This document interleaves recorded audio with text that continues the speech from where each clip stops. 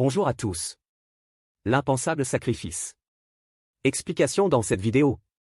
C'est une jolie porte, au deuxième étage de l'immeuble, qui donne envie de sourire quand on passe devant.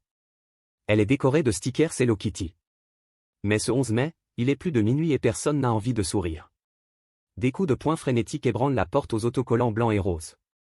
Des sommations résonnent dans la cage d'escalier. Ouvrez, police. Les hommes en uniforme ont le visage grave. Ils redoutent le pire. De l'autre côté du battant, un forcené, Michael Roufiak, retient en otage sa femme et sa petite fille de 5 ans. Les policiers savent que tout peut basculer d'une seconde à l'autre. Même si l'on est encore dans les minutes cruciales où 2 vies peuvent être sauvées. Quel sinistre gâchis!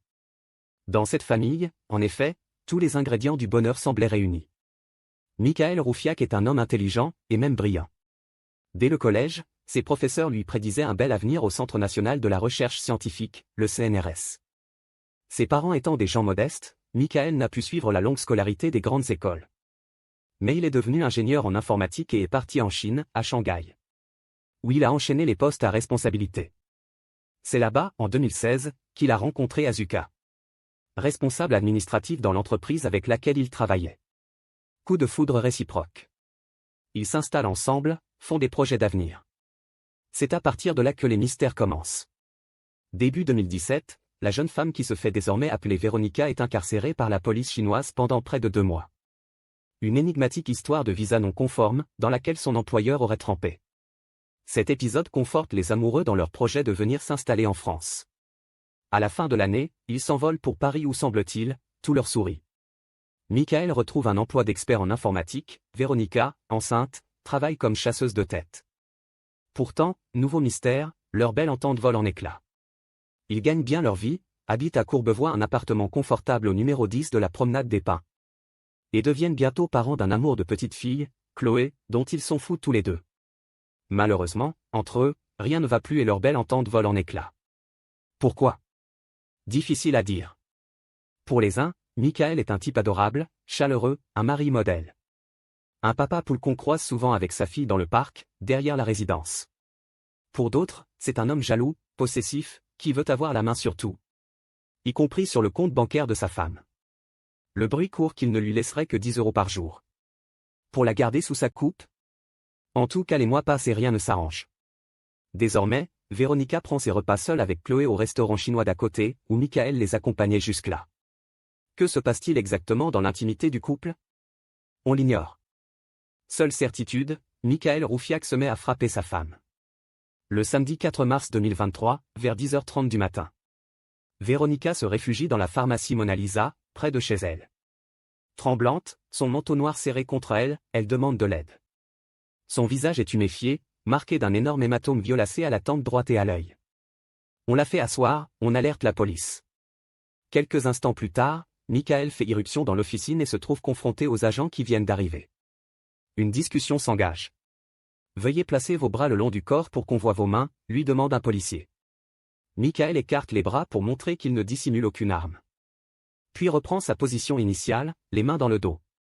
Je suis plus à l'aise comme ça, dit-il. Le personnel de la pharmacie s'inquiète pour la jeune femme. Elle ne doit pas rester avec un homme qui la frappe. Je ne connais personne ici, explique-t-elle. Ma famille est en Chine, je n'ai nulle part où aller. Ce même jour, Véronica porte plainte pour violence conjugale au commissariat. Michael écopera d'un stage de responsabilisation.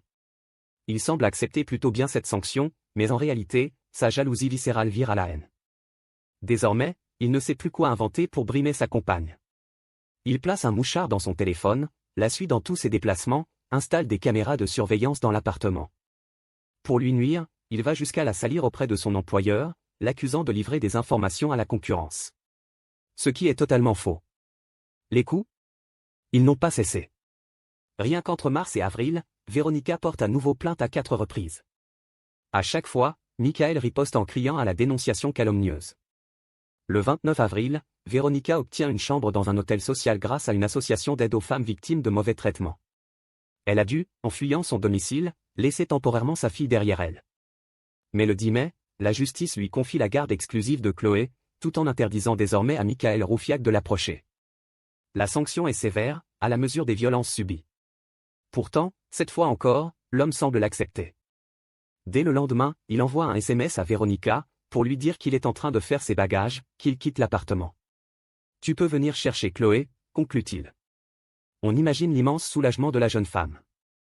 Et la voilà partie chercher son enfant, non sans en avoir auparavant averti une amie. Ensuite, les heures s'écoulent. Plus rien. Aucune nouvelle de Véronica. Dans la soirée, après avoir en vain tenté et retenté de la joindre, son amie, folle d'angoisse, alerte la police. L'immeuble de Courbevoie est investi, on monte en force au 2e étage. On frappe à la porte de l'appartement, encore et encore. Sans succès.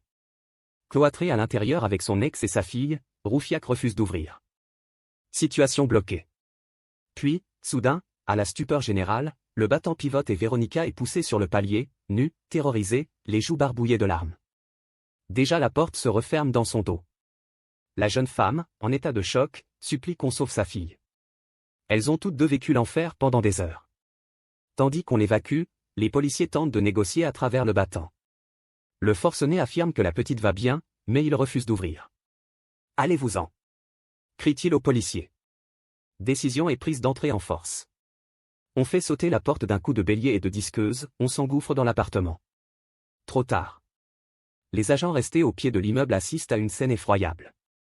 Michael Roufiac apparaît sur son balcon, le visage en sang.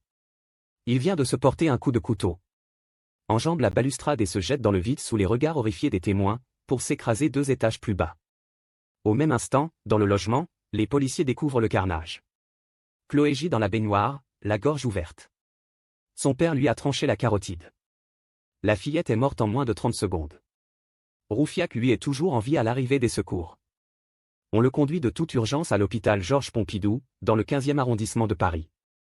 C'est là qu'il décédera le lendemain. Ce minable ne sera jamais jugé pour son crime abject.